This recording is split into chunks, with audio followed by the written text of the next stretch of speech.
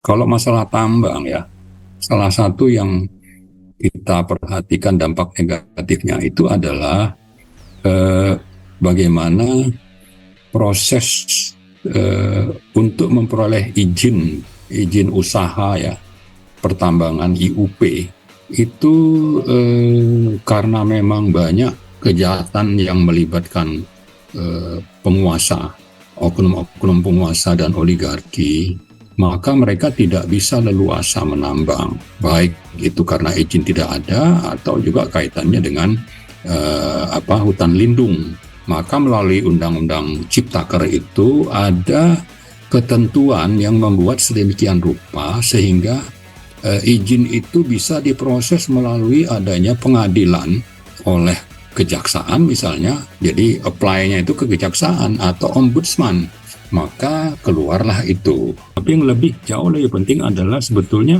kita ini tidak terlalu membutuhkan IKN di satu sisi, kemudian di sisi lain kan sebetulnya juga APBN itu sudah sangat berat untuk menanggung hutang ya. Setiap tahun mungkin bayar hutang itu di atas 700 triliun begitu, bunga hutang, bukan tidak termasuk pokoknya. Jadi saya kira perlawanan harus kita terus lakukan, dan dari petisi 100 kan sebetulnya menyatakan untuk segera memakzulkan atau menuntut pemakzulan Jokowi itu kan bagian dari upaya supaya ini dihentikan, termasuk juga apa yang sudah disepakati dengan Cina selama ini. Jangan sampai ini dibiarkan, apalagi nanti kalau menjadi 3 periode atau yang yang jadi presiden itu adalah penerus Jokowi sendiri, maka saya kira ujungnya nanti kita lebih bekerja untuk Cina, kita jadi budak-budak di tengah di tanah sendiri. Betul.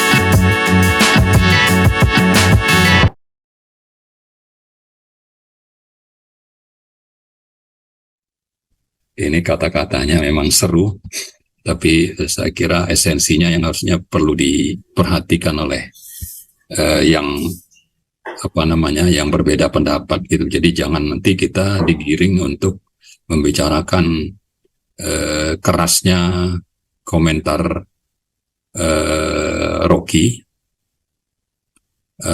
lalu lupa kepada substansi atau hal esensial yang disampaikan.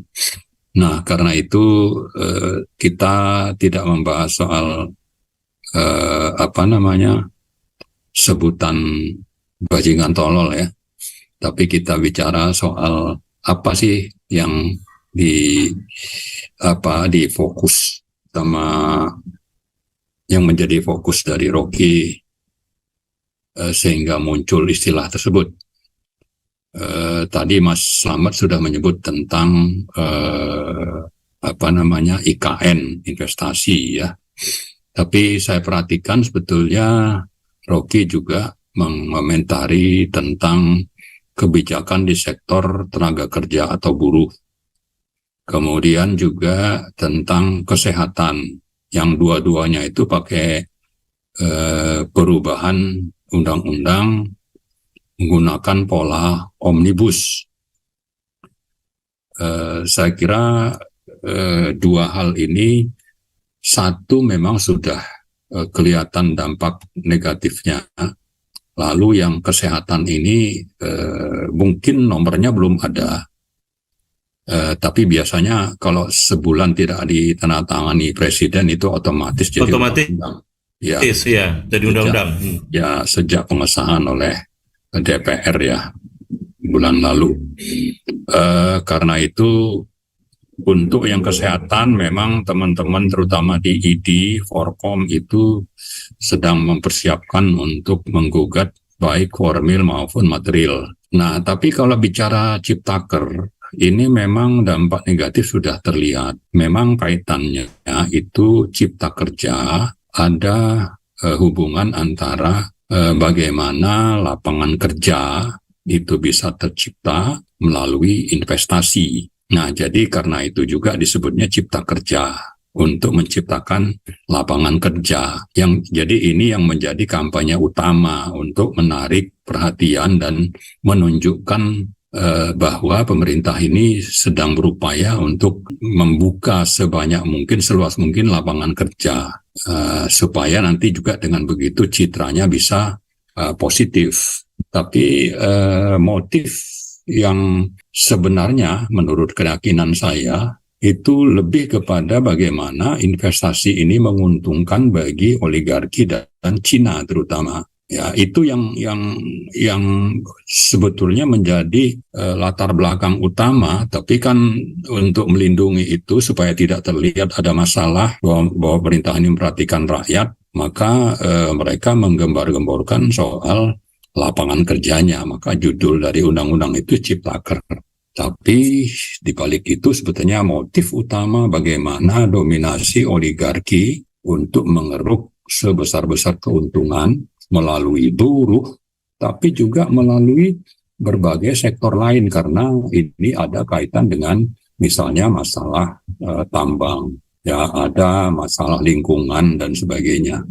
Kalau masalah tambang ya, salah satu yang kita perhatikan dampak negatifnya itu adalah bagaimana proses untuk memperoleh izin usaha ya, pertambangan IUP itu karena memang banyak kejahatan yang melibatkan penguasa, oknum-oknum penguasa dan oligarki, maka mereka tidak bisa leluasa menambang, baik itu karena izin tidak ada atau juga kaitannya dengan hutan lindung. Maka melalui Undang-Undang Ciptaker itu ada ketentuan yang membuat sedemikian rupa sehingga izin itu bisa diproses melalui adanya pengadilan oleh kejaksaan misalnya, jadi apply-nya itu ke kejaksaan atau ombudsman, maka keluarlah itu. Ya, kaitannya juga dengan lingkungan hidup itu ada masalah izin IPPKH ya, izin penggunaan hutan lah, saya lupa kepanjangannya itu. Tapi dengan kawasan hutan Pengaran. Ya, jadi dengan itu maka urusan untuk yang sifatnya sebetulnya ini kan proteksi sekaligus juga konservasi. Ini dengan Undang-Undang Ciptaker itu menjadi sangat mudah, apalagi kalau kita bicara kejaksaan ya, dan apalagi kalau itu terjadinya di daerah. Dan itulah yang sudah menunjukkan dampak negatif. Maka salah satu yang kita pernah bahas di sini juga tentang penyeludupan 5,3 juta ton biji nikel. Sebetulnya keyakinan teman-teman di sektor tambang itu penyeludupannya itu lebih dari 20 juta ton. Ya, karena itu berlangsung kan sejak 2020 sejak adanya Permen SDM melarang ekspor biji nikel. Tapi karena produksi itu sangat berlebihan, daya tampung di smelter itu mungkin cuma 1/7 atau malah cuma 1/10-nya, maka kesempatan untuk mengeruk secara ilegal tadi melalui aturan yang memang diakal-akalin melalui pemanfaatan Undang-Undang Cipta Kerja, maka produksi itu sangat berlebihan. Dan memang ini juga kelihatannya ada rekayasa, dan ini lebih banyak justru bukan diproses di dalam negeri, tapi justru diproses di Cina, utamanya Cina, mungkin ada ke negara lain. Itulah salah satu dampak sehingga negara tidak dapat penerimaan yang signifikan. Belum lagi nanti kita bicara soal hutan lindung di Babat ya, ada kerusakan lingkungan, tapi juga ada misalnya gangguan untuk memperoleh air bersih bagi penduduk setempat. Belum lagi nanti kalau kita kaitkan dengan manfaat bagi masyarakat lokal. Ternyata Sulawesi itu termasuk 3 besar dalam arti jumlah orang miskin. Bukan sebaliknya ya, jadi orang miskinnya itu justru bertambah dengan kondisi perusakan lingkungan dan juga penambangan yang legal itu. Nah, jadi itu satu ya, kalau kita bicara Ciptaker misalnya, yang dikritik sama Rocky tentang kaitannya dengan Ciptaker, tapi dampaknya itu ke tambang dan lingkungan dan juga ke rakyat yang susah hidupnya, hidup justru semakin miskin. Kemudian kalau bicara kesehatan, omnibusnya ini juga sudah menetapkan tentang liberalisasi sektor kesehatan yang mestinya menjadi tanggungan negara. Itu kan ada di Undang-Undang Dasar juga. Nah, dengan perubahan itu saya kira kalau yang tadi Cina dapat manfaat ya, yang ini juga saya kira kan sekarang pun sudah sangat banyak itu obat-obatan ya, farmasi, alat-alat kesehatan itu justru datangnya dari Cina. Nanti bukan cuma alat kesehatan dan farmasi, tapi dokter juga itu akan sangat gampang untuk bisa bekerja di Indonesia. Nah, kaitannya dengan investasi tadi, Ciptaker itu nanti ada kemudahan untuk investasi, maka investasi yang terjadi di sektor tambang, terutama untuk nikel itu begitu mudahnya, tapi juga insentifnya itu gila-gilaan. Untuk barang yang mestinya tidak terbarukan, itu di mana-mana di seluruh dunia itu tidak ada insentif, tidak perlu insentif karena barang itu dibutuhkan, orang akan datang. Kita saja yang sengaja membuat menetapkan insentif tersebut, tapi bukan untuk kepentingan negara sebetulnya, apalagi untuk kepentingan lapangan kerja, tapi untuk kepentingan oligarki dan untuk Cina. Maka untuk membangun smelter itu tax holiday-nya 15 tahun minimal, bea masuknya 0, TKA-nya itu datang dengan visa turis, maka kita sebetulnya tidak mendapat sebesar yang seharusnya, mungkin hanya 1/5 atau malah 1/7-nya ya, kalau kita perhatikan misalnya penjelasan oleh Faisal Basri atau juga oleh Rocky Gerung ya, pendapatan dari sektor yang kaitan dengan hutan ataupun hilirisasi dibandingkan waktu Pak Harto, kemudian SBY, kemudian Jokowi, maka terjadi penurunan yang justru sangat besar. Kalau awalnya 35, turun ke mungkin 17%, sekarang tinggal 7%. Kenapa? Karena memang itu lebih banyak dinikmati oleh oligarki dan juga China. Nah, Ya, nampaknya beliau refresh.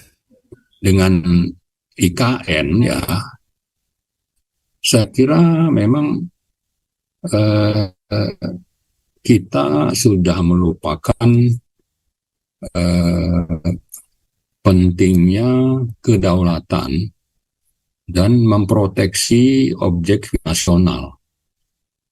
Ya, jadi itu kelihatannya dengan membiarkan misalnya penguasaan sampai lebih dari 100 tahun, lalu terakhir dipersilakan orang Cina itu merencanakan pembangunan, ya membuat desain bagaimana kota dengan alasan ini untuk melihat keberhasilan yang terjadi di Cina membangun kota baru, ya salah satunya itu kan Shanghai kalau tidak salah disebut-sebut ya, lalu Chengdu.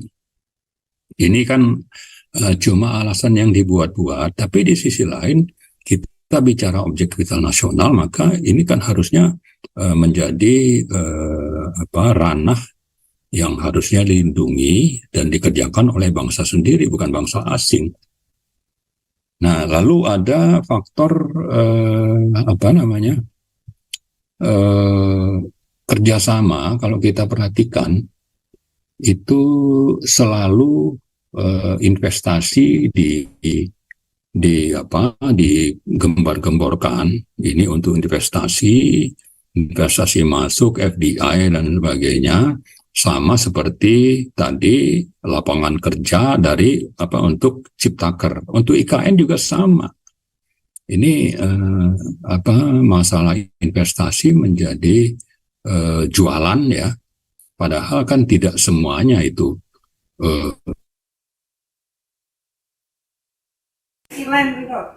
Ya, nampaknya beliau ada refresh anunya. Kenapa? Jaringannya. Silakan Bang, Oke. Lanjut Bang. Ya, jadi intinya sebetulnya ini kan pakai kata-kata investasi, lapangan kerja dan sebagainya supaya investasi masuk. Itu jadi jualan dan juga jadi pencitraan, tapi dengan begitu dibuatlah aturan-aturan mulai dari Ciptaker, lalu ada kesehatan ya, sebelumnya itu Undang-Undang IKN, dan Undang-Undang IKN itu pun sebetulnya kalau kita merujuk Ciptaker ini kan pembentukannya sama dengan pembentukan Undang-Undang Cipta Kerja yang sudah ditolak MK karena prosesnya itu tidak mengikut sertakan publik, dan itu sebetulnya lebih parah kalau bicara di IKN, tapi justru IKN ini lolos ya.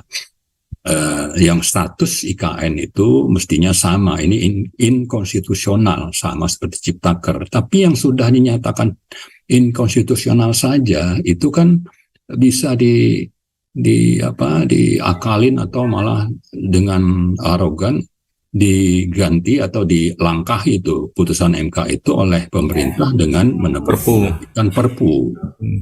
Ya, jadi kalau bicara aturan main yang mengikuti konstitusi, ini sudah sangat jelas apa yang dilakukan pemerintah ini.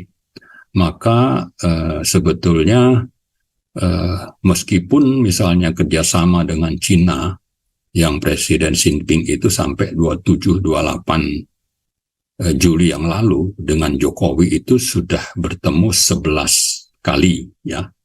11 kali itu ketemu. Mungkin kalau tidak ada COVID bisa lebih itu, tapi ini kan sesuatu yang sebetulnya anomali kalau dibandingkan dengan pertemuan bilateral di banyak atau bilateral antar negara. Ini anomali, tapi anomali yang menunjukkan ada sesuatu yang patut kita gugat, yaitu bahwa investasi perlu, tapi kita tetap harus menjaga kedaulatan dan mengikuti aturan main. Ya. Bahwa pembangunan perlu, tapi kita tetap yang menjadi pengendali. Yang ada adalah kerjasama itu justru menguntungkan Cina, jauh lebih menguntungkan Cina, dan kedaulatan kita itu berpotensi untuk hilang. Nah, sebaliknya saya mengkhawatirkan ini sebetulnya Jokowi ini dengan kerjasama dan pertemuan yang sudah berkali-kali itu lebih bekerja untuk Cina, seolah-olah ini salah satu provinsi ya dari Cina yang ada di Indonesia ini. Ya, itu yang perlu kita waspadai semua. Bang, Ya. terakhir Bang, Ya. apa rekomendasi Abang ini waspadai investasi Cina di tengah update kasus hukum Rocky Gerung ini Bang? Ya, sebetulnya kita berharap DPR itu bersuara ya. Karena kalau bicara kerjasama internasional, menurut pasal 12 Undang-Undang Dasar 1945, itu kalau melibatkan publik dan dana publik, maksudnya APBN, maka itu harus melibatkan DPR. Tidak bisa presiden itu seenaknya saja. Nah, salah satu yang kita persoalkan misalnya waktu bicara tentang kereta cepat itu kan presiden tidak pernah mau mendengar. Belakangan kan anggarannya membengkak dan itu harus ditanggung oleh APBN. Nah, IKN ini juga sama kan.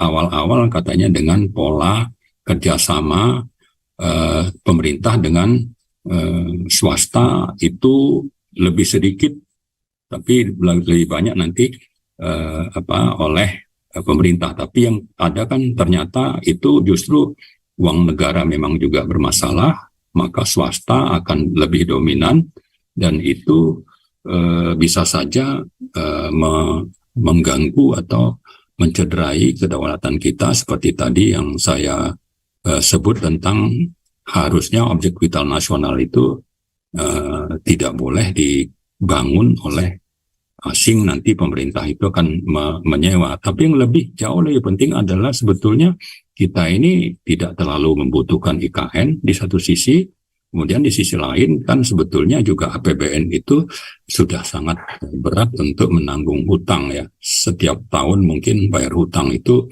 di atas 700 triliun begitu, bunga hutang, bukan tidak termasuk pokoknya.